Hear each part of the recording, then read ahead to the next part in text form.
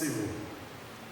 Certamente, Ele tomou sobre si as nossas enfermidades e as nossas dores levou sobre si. E nós o reputávamos por aflito, ferido de Deus e oprimido. Mas Ele foi traspassado pelas nossas transgressões e moído pelas nossas iniquidades. O castigo que nos traz a paz estava sobre Ele, e pelas suas pisaduras fomos sarados.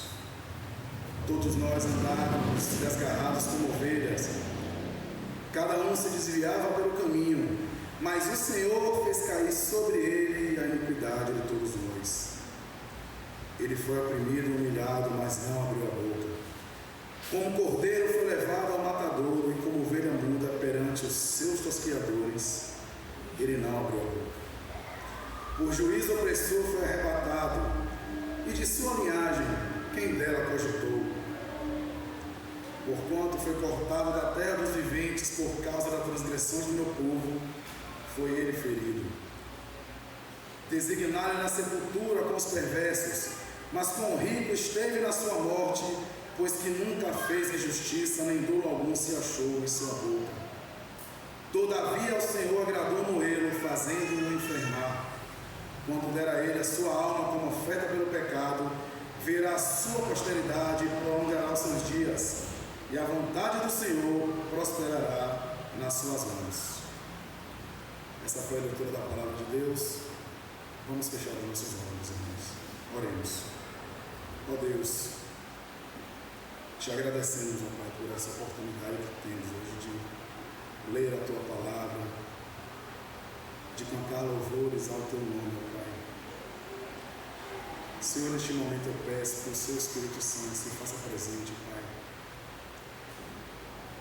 Que tire, Senhor, o tampão dos nossos ouvidos, para que possamos compreender, Pai, a Sua vontade revelada na Sua palavra.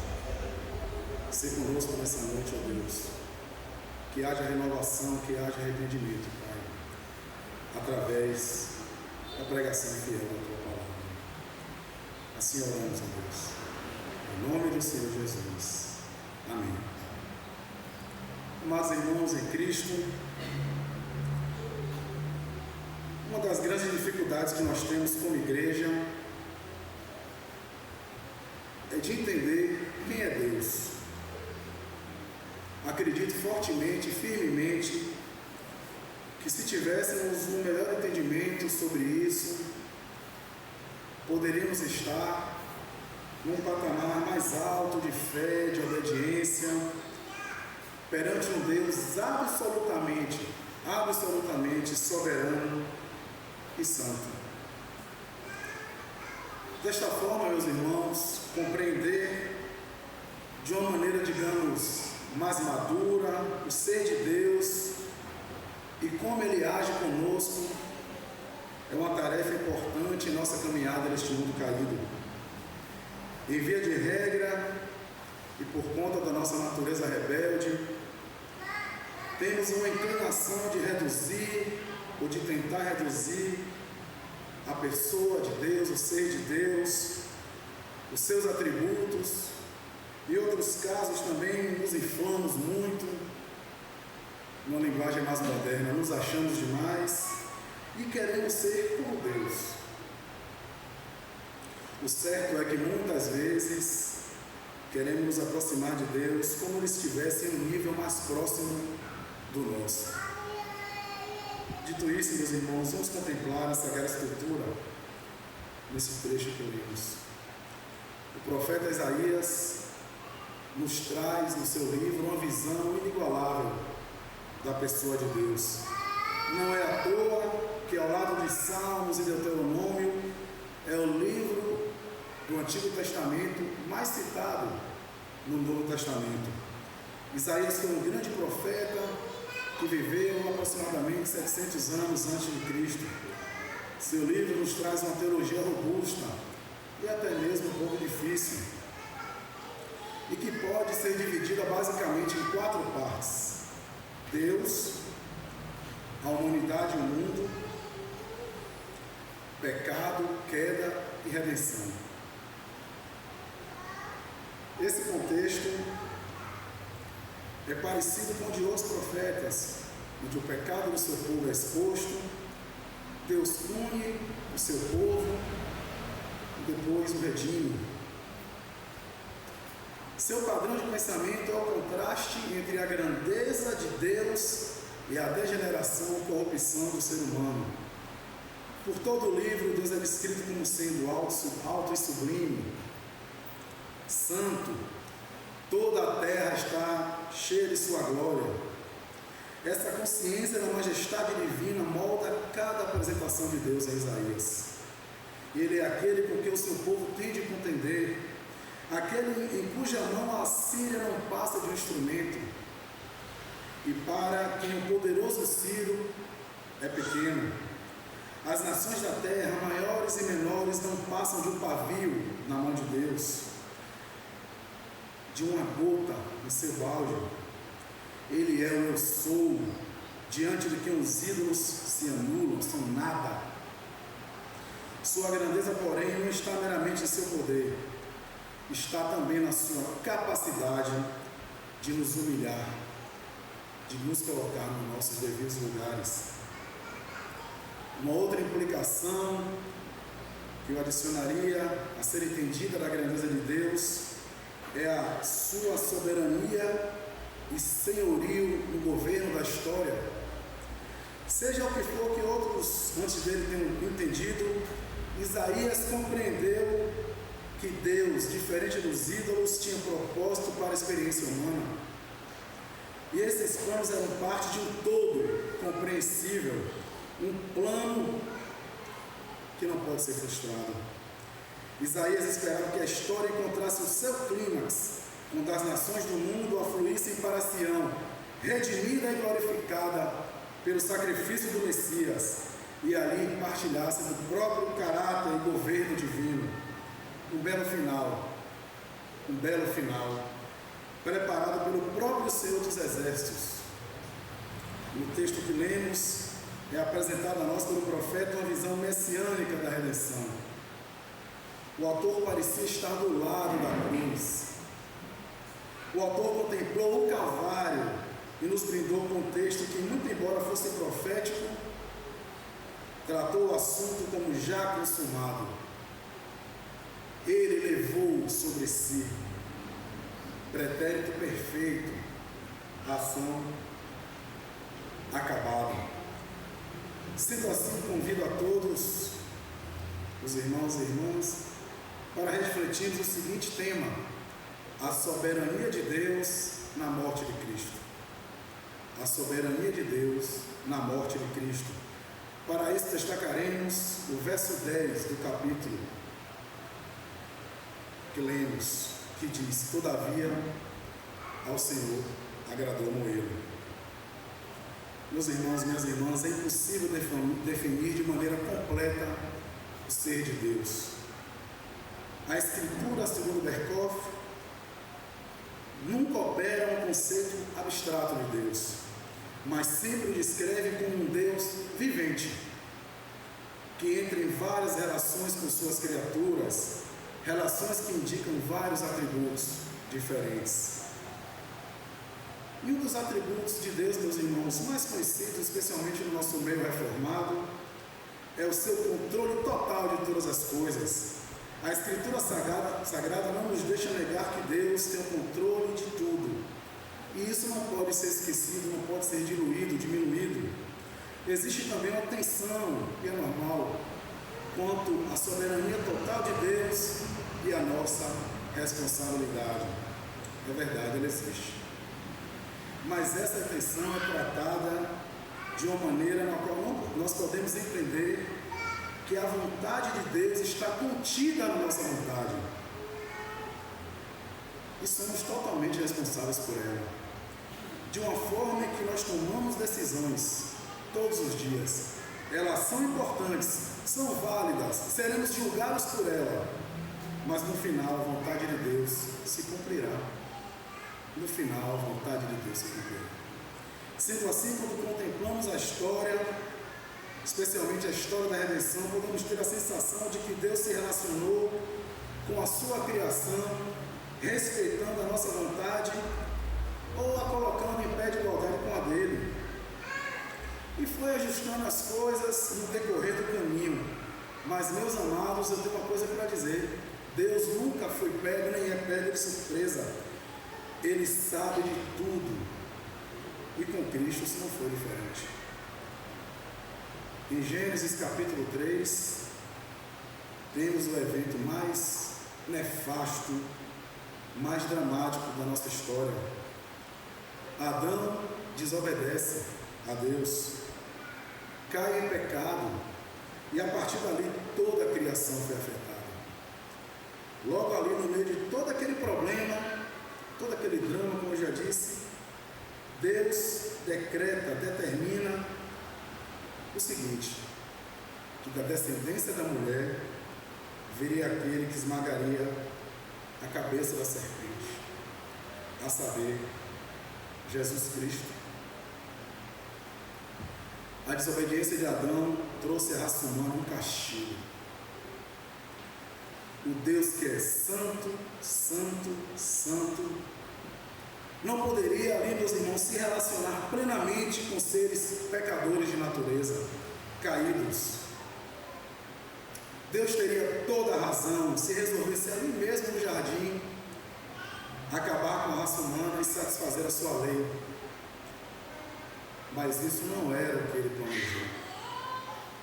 Deus planejou, antes da fundação do mundo, ter um povo para si, um povo remido e santo por sua vontade, baseado no amor e justiça estabelecido por ele mesmo. Um povo que, para louvor da sua própria glória, estaria em sua presença eternamente e gozaria das bênçãos infinitas e eternas do Deus da providência. E seria e será louvado por isso. Deus poderia também, meus irmãos, ter feito o homem incapaz de pecar. Deus poderia ter feito o homem, digamos, perfeito, mas ele também não quis assim. Deus criou o homem dotado de inteligência e moralidade, dotado da capacidade de fazer escolhas boas ou más. Deus deu aos nossos pais, Adão e Eva, esse livre-arbítrio de obedecer ou não, mas escolheu seguir por outros caminhos que nos levariam a reconhecer a sua bondade e amor de maneira eterna para com os seus em Cristo. Lembre-se, meus irmãos, Ele é Deus, Ele é o oleiro, tem todo o direito de fazer o que Ele quer com a sua massa. A Escritura nos revela de maneira clara que Deus criou todas as coisas para convergir em Cristo, tanto nos céus quanto na terra. Mas quem é Cristo? Cristo é o Verbo que se fez carne, a segunda pessoa da Trindade, que assume forma humana, se reveste de carne e de sangue, um milagre que ultrapassa todo o nosso limitado entendimento e conhecimento. A encarnação de Cristo proporcionou a nós a instituição de um mediador. Alguém poderia nos reconciliar com Deus, alguém que poderia nos reconciliar com Deus e ser o nosso representante junto ao Pai, ao Criador. O autor presbiteriano Michael Horton nos diz que todos os propósitos pactuais convergem em Jesus Cristo. O Filho é o mediador eterno da aliança da redenção, que na eternidade tomou por antecipação aquele que seria encarnado e daria a vida pelo seu povo. Ele também é o último Adão, que desfaz a maldição do primeiro Adão e cumpre a aliança da criação para seus eleitos, desse modo conquistando o direito de ser não apenas o cabeça ressurreto, mas o Senhor, doador de vida e ressurreição. Disse isso Michael Horton. Portanto, a aliança da graça, do qual Cristo é o cabeça e mediador, está assegurada eternamente na aliança da redenção. Jesus, meus irmãos, é o cumprimento das esperanças messiânicas de Israel, o Salvador, a raiz de Davi, que governará o mundo e restabelecerá o reino de Deus. Lembrem do que o anjo disse a Maria: eis que conceberá e dará à luz um filho, a quem chamará pelo nome de Jesus. Disse também a José: porque ele salvará o seu povo dos pecados dele. A sua missão, a missão de Jesus entre nós, já estava embutida, inclusive, no seu nome. Jesus, que significa Salvador. Ele é, como diz a palavra, o primogênito de toda a criação. Nele foram criadas todas as coisas, nos céus e na terra, visíveis e invisíveis, sejam tronos, soberanias, quer principados, quer potestades. Tudo foi criado por meio dele e para ele. Ele é antes de todas as coisas. Nele tudo subsiste. Ele é o novo Adão, como eu já disse. E assim como Adão, nosso pai, representante diante de Deus, Jesus se apresenta como um novo cabeça de uma raça, agora sim, perfeita, remida. Um representante nosso junto a Deus. Ele é a imagem do Deus invisível. Ele é o servo do Senhor, o servo sofredor, que se esvaziou de si mesmo, de sua glória, e habitou entre nós. Apenas para uma coisa: para fazer a vontade do Pai. E como servo sofredor que era, meus irmãos, ele precisava ser castigado em nosso lugar. Mas por que precisava Jesus ser castigado, humilhado, morto na cruz? Amados, Deus criou o homem e estabeleceu com ele um relacionamento Criador-criatura. Um relacionamento, digamos, inclusive hierárquico. O homem deveria obedecer a Deus. Caso obedecesse, obteria bênçãos. Caso não obedecesse, seriam punidos por essa transgressão. E a punição seria a morte. Estava ali a aliança de Deus com Adão. Adão cai, como eu já disse, desobedece a Deus. E Deus precisava punir essa desobediência. Deus é justo. E ser justo significa dar a cada um aquilo que ele merece.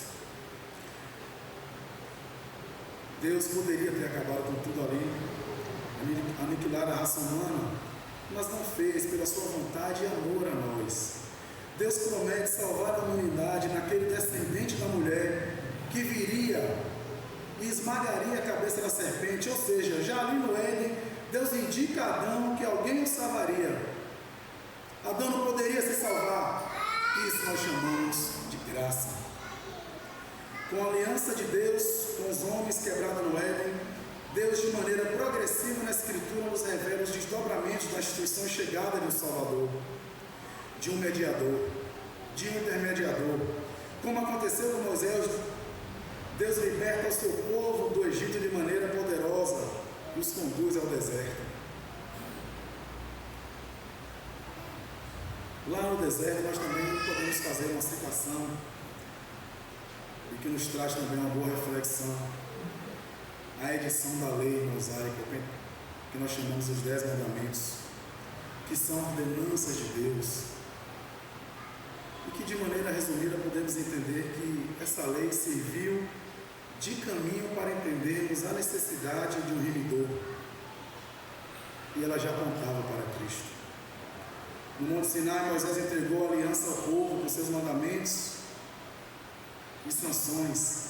Vida longa, caso obedecessem, e ameaça de serem cortados, exilados da terra dos viventes, caso desobedecessem. Para selar a aliança, Moisés aspergiu sangue sobre o povo e disse: eis aqui o sangue da aliança que o Senhor fez a respeito de todas essas palavras. Israel não cumpre a aliança, é exilado, e nada havia que eles pudessem fazer para se reconciliar com Deus. E por que é importante citar isso aqui? Vamos fazer um exercício, meus irmãos, muito simples. Leiam os 10 mandamentos. o decálogo, que são a lei moral de Deus. Ou seja, é o que Deus espera que você seja, para que você tenha acesso a Ele e possa gozar de suas bênçãos eternamente. Leia um por um e você chegará certamente, com certeza, à conclusão de que já quebrou todos os mandamentos muitas vezes e continua a quebrar. Não consegue parar de quebrar, não consegue parar de pecar, mesmo talvez frequentando a igreja, mesmo se esforçando, mesmo em sua religiosidade, mesmo às vezes com um grau alto de moralidade, você não consegue parar de pecar. Mas se você é cristão verdadeiro, se arrepende, cai de joelhos e quem sabe até pode bradar, como bradou o apóstolo Paulo, reconhecendo a sua incapacidade de agradar a Deus. Ele gritou: desventurado homem que sou, quem me livrará do corpo desta morte? Você, meu irmão, se bradar isso que Paulo bradou, reconheceu a sua necessidade de um Salvador, reconheceu verdadeiramente que não pode se reconciliar com Deus por si mesmo, está condenado. E agora, nesse momento, eu tenho uma boa notícia para dar para todos vocês. E aqui está o cerne, o núcleo central do Evangelho. É que Deus, em sua soberana sabedoria e pelo grande amor com que nos amou, mandou seu Filho para morrer na cruz, pagar pelo meu, pelo seu pecado, sofrer o que nós deveríamos ter sofrido, ser moído em nosso lugar.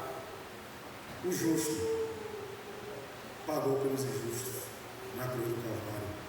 A expiação de Cristo pelo seu sangue está no centro da maravilha, tanto da maravilha quanto do escândalo da proclamação cristã. Com efeito, quase todas as coisas, segundo a lei, se purificam com sangue, e sem derramamento de sangue não há remissão. Está escrito em Hebreus. No Antigo Testamento, o sacrifício substitutivo é visto no papel do animal vitimado, para qual é transferido os pecados do ofensor.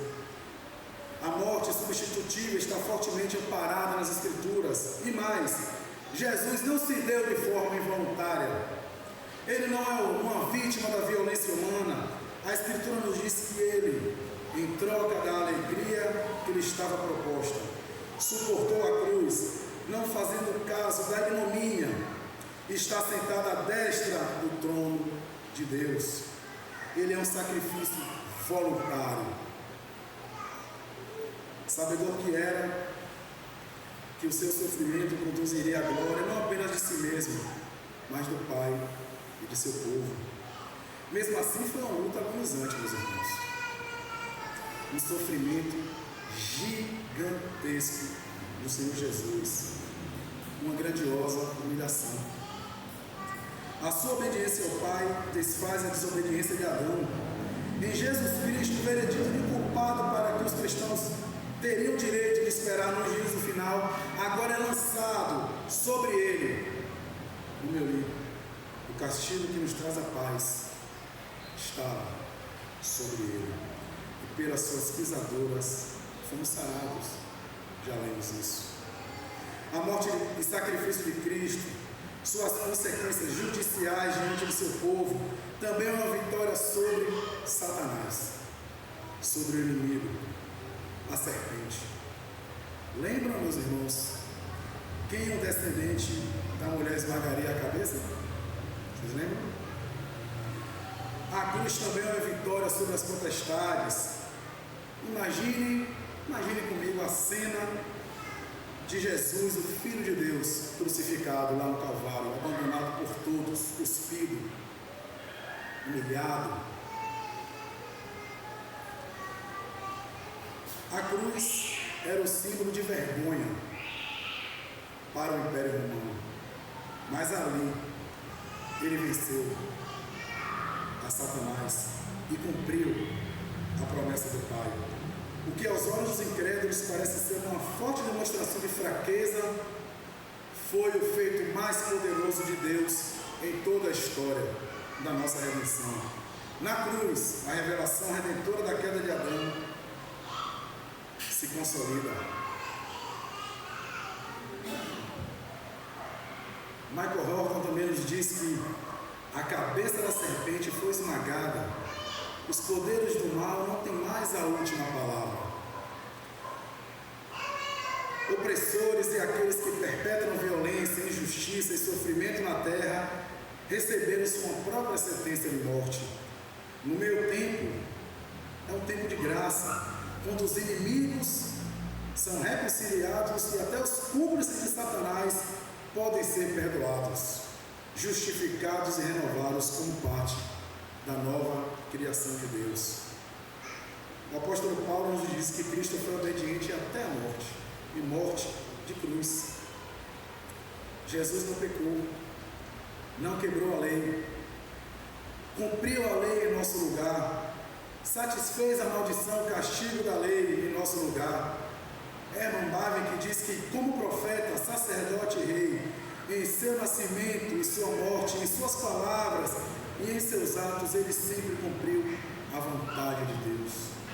Ele veio ao mundo para cumprir a sua vontade. A lei de Deus está dentro do seu coração. Toda a sua vida foi uma vida de completa obediência, um sacrifício perfeito, um aroma suave a Deus. E agora aqui, eu acho que já podemos começar a entender porque o profeta Isaías nos diz que ao Senhor agradou morrer. Acho que já podemos começar a compreender. Deus viu na cruz a consumação dos seus planos eternos. Cristo, em seu estado de humilhação, paga a punição do seu povo, os justifica, os torna justos, cumpre a lei e satisfaz todas as condições necessárias para se viver, aí sim, um mundo perfeito, sem pecados, sem dores, sem ranger de dentes. Deus vislumbra a grandeza e santidade do seu reino conquistado por Jesus no Calvário e se alegra, pois por intermédio da obediência voluntária e redentora de Cristo, o seu nome será louvado eternamente. Existe alguma dúvida, meus irmãos, diante do que foi exposto, de que morrer o Senhor Jesus fez parte de um plano, único plano? Deus não tem plano B, de Deus para a sua própria glória. John Oswald, um autor reformado, nos diz que fica claro que a trágica história desta pessoa não era um acidente da história. Não era. Uma boa pessoa no tempo errado e no lugar errado. Talvez pudéssemos pensar sobre Jesus, mas não. Além disso, isso mostra que esse sofrimento não era um aspecto do ministério desta pessoa. Seu propósito em viver e morrer é para que por meio dele, não por meio de sua mensagem, pessoas possam ter seus pecados expiados, pagos e venham conhecer a justiça de Deus. Somente quando a pessoa faz dele, de Jesus, a oferta pelo seu pecado, é que o ponto de toda essa operação se concretiza. Quando nós reconhecemos Jesus como nosso Salvador, é como se nós estivéssemos oferecendo Ele como sacrifício pelo nosso pecado. E aí sim nós podemos dar um suspiro aliviado. Como resultado de tudo isso, este homem deformado, abandonado, quebrado, um dia usará a coroa de vencedor, e todos os demais vencedores a lançarão sobre seus pés. Deus concretizou em Jesus algo muito maior e mais sublime que o mero sofrimento de inocente pudesse atrapalhar. E talvez você pense: que Deus é esse? Que Deus é esse que se agrada em morrer o inocente? Mas Deus não enxergou assim. Ele não viu dessa forma. Ele sabia que por ser justo, o cego sofredor precisaria pagar, quitar toda a dívida de um povo depravado, perdido, que nós seríamos sem Cristo. Esse sofrimento teria que ser monumental, definitivo, um sacrifício perfeito. Deus não levou em consideração o sofrimento da pessoa de Jesus. Por amor ao seu próprio nome e em nosso benefício, Ele levou em consideração o sofrimento na pessoa de Jesus, fazendo enfermar em nosso lugar, nos justificar e no final de tudo sermos glorificados. Assim como o Senhor Jesus já foi, a Escritura nos diz que por sua perfeita obediência, Deus nos atou sobremaneira, para que no nome de Jesus se dobre todo o joelho, nos céus, na terra e embaixo da terra, e toda a língua confesse que Jesus Cristo é o Senhor, para a glória de Deus Pai. A Ele toda a glória eternamente. Dito isso, amados, faço algumas aplicações. Deus é soberano. Deus não pode ser pego de surpresa. Deus sabe de tudo. Nós sempre dizemos isso, né? Mas Deus sabe de tudo não porque viu no futuro. Deus sabe de tudo porque decretou o futuro. Sabe de tudo porque o que aconteceu está debaixo da sua vontade. Pedro diz no livro de Atos que Cristo foi morto por desígnio e presciência de Deus. Portanto, entendam de uma vez por todas que nada está fora do seu controle em nossas vidas. Nada. E que entender os seus propósitos nos traz conforto, nos traz esperança. Lembremos que a vontade de Deus é sempre boa, perfeita e agradável. E que todas as coisas cooperam para o bem daqueles que o amam. As coisas boas, as coisas ruins estão debaixo da vontade de Deus para com o seu povo. Descansem nisso, meus irmãos. Se enchem dessa maravilhosa esperança que Deus está no controle de tudo. Se Deus é por nós, quem será contra nós? Mas uma aplicação que eu posso fazer é que Jesus não veio ao mundo por um acidente na história. Amado, Jesus veio ao mundo para cumprir a vontade de Deus. Deus, em sua soberania, escolheu antes da fundação do mundo remir o povo através da encarnação e sofrimento de Cristo. No livro de Apocalipse está escrito que o Cordeiro foi morto desde a fundação do mundo. Jesus é a consumação de todas as promessas de Deus em sua aliança redentora com os homens. Em Cristo, o amor de Deus manifesta a sua justiça para a sua criação. O amor de Deus por nós chega ao seu ápice, pois Ele mesmo providenciou para si e em nosso benefício um Cordeiro. Por isso devemos devotar a nossa vida a Ele. Devemos buscar ser mais parecidos com Ele diariamente. Devemos negar a nós mesmos, buscar a sua justiça. Jesus cumpre a lei em nosso lugar, sofre em nosso lugar, e pelo seu sacrifício seremos também glorificados como Ele foi. Jesus é o Verbo que se fez carne, habitou entre nós, nosso representante, nosso mediador, profeta, sacerdote, já reina sobre o seu povo, e muito em breve virá nos buscar para a consumação dos tempos. Deus se alegra, se regozija em Jesus e sua obra. Em Mateus 3,17 está escrito que uma voz vinda do céu disse no início do ministério de Cristo: este é meu filho amado, a quem me comprazo, disse Deus. A palavra compraz, meus irmãos, significa satisfazer a vontade de outra pessoa. Este é meu filho amado, a quem me comprazo.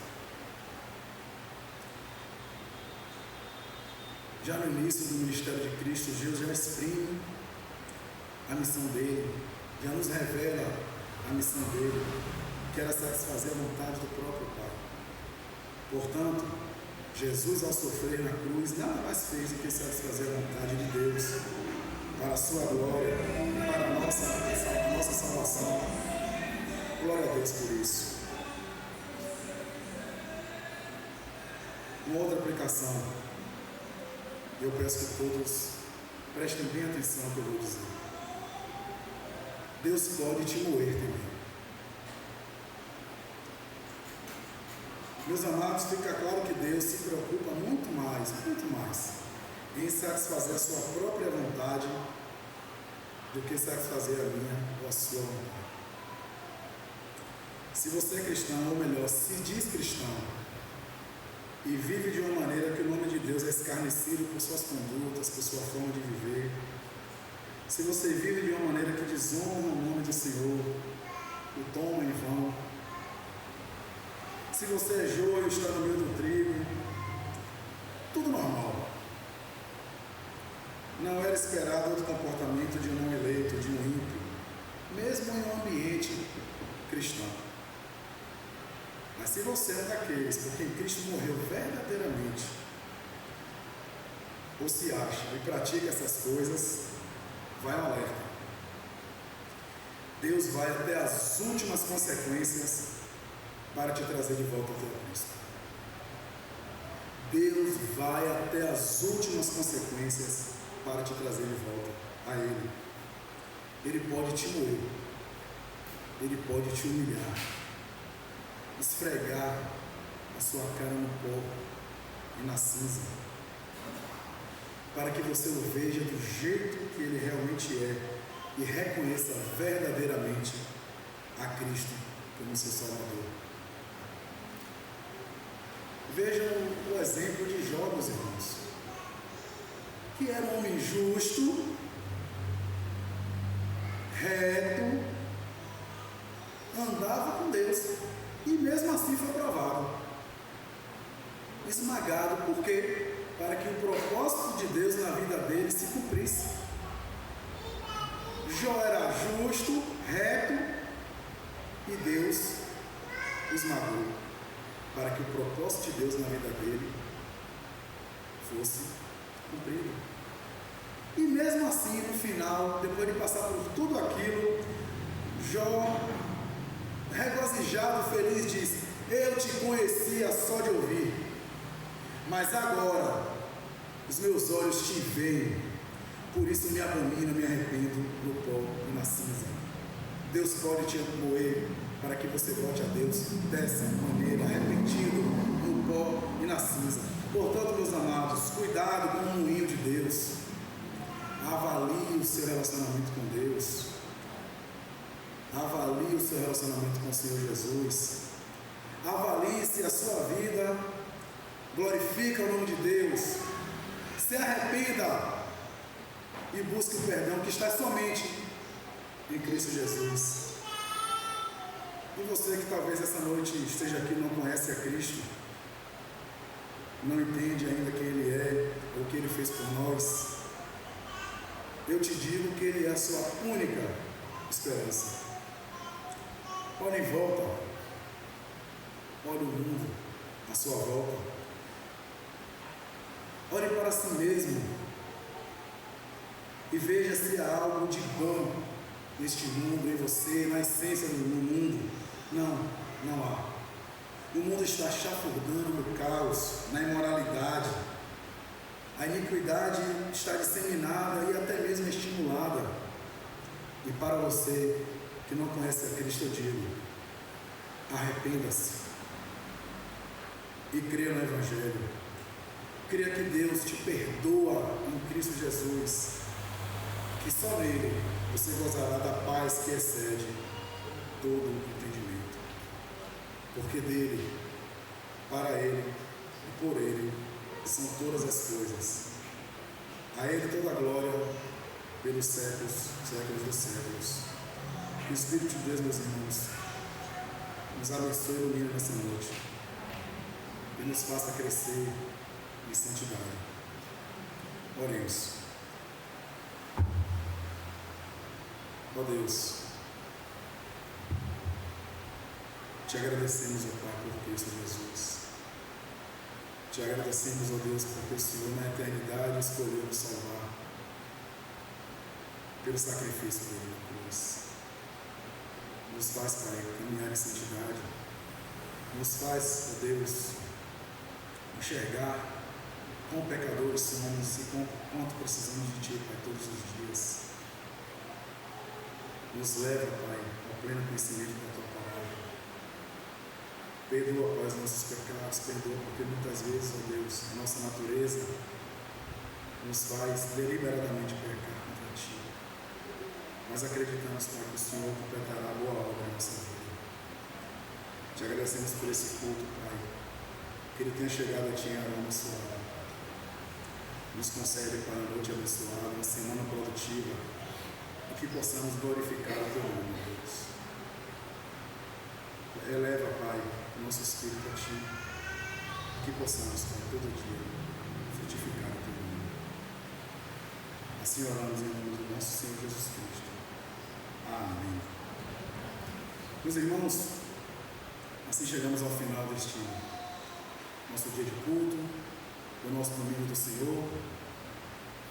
Eu espero que durante essa semana os irmãos e irmãs possam refletir nessa palavra, entender os propósitos de Deus em nossas vidas, entender que precisamos dar melhor testemunho dEle e que precisamos glorificar o nome dEle todos os dias em nossas vidas. Antes de mais nada, nós temos um visitante aqui, Lázaro. Levante a mão, Lázaro. Seja bem-vindo, meu irmão. Se você não tem uma igreja, esta é a sua igreja. Nós somos uma igreja reformada, arraigada na palavra de Deus. Seja bem-vindo, meu irmão. Alguém, por favor, pode cumprimentar lá o Lázaro e dar aí as boas-vindas. Essa semana também tivemos o aniversário do nosso presbítero Ismanildo, né? Que precisou dar uma saída. Peço que os irmãos orem por ele, pela vida dele e da família dele. Uma outra vez que eu preciso dar, a nossa irmã Daniela estará postando mais tarde no grupo a lista de voluntários, né? E nós precisamos de voluntários para estar nos ajudando na Escola Bíblica de Férias, como já foi dito aqui no domingo passado. Será um dia, um evento evangelístico. Então eu peço aos irmãos e às irmãs que tenham bom ânimo e não deixem para a última hora, porque nós precisamos nos organizar.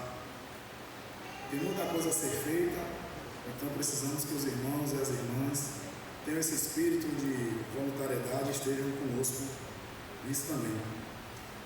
Aos irmãos também que trazem a cesta do amor, nós temos algumas pessoas que estão precisando, já estamos no início do mês, né? E que os irmãos e irmãs estejam sempre lembrando que nós ajudamos algumas pessoas que estão realmente necessitando. Amém, meus irmãos? Então, com a oração silenciosa, nos despedimos e nos encontramos aqui.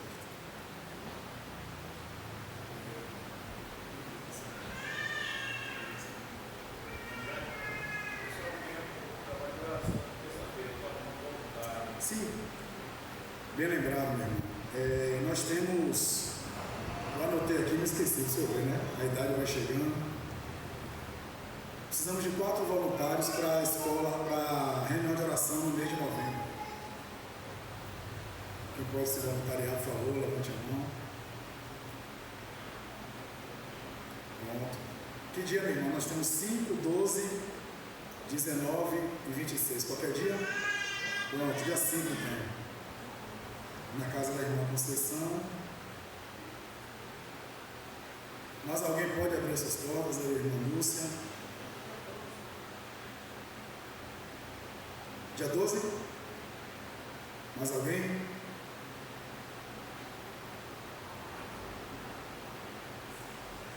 Pronto, eu vou colocar, deixar em aberto aqui as 2 datas. Vou colocar no grupo da igreja. Amém, meus irmãos?